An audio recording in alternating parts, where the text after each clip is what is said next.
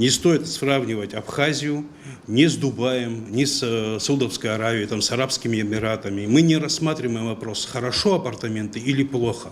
В той системе координат, в которой мы сегодня существуем, в условиях нашей действительности в Абхазии, тема апартаментов недопустима.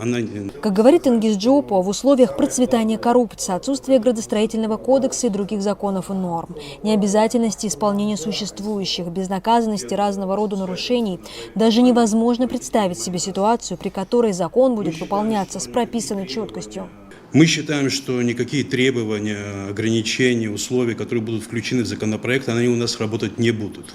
Не будут, потому что у нас такая среда, институциональная среда. На фоне, вот сегодня, когда президент спускает этот законопроект парламента, обратите внимание на тот фонд, который существует в стране. У нас идет бесконтрольное строительство в столице. У нас бесконтрольное строительство хаотичное в прибрежной зоне, где особо ценные территории, особо ценные земли. Причем эти земли законодательно обозначены таковыми.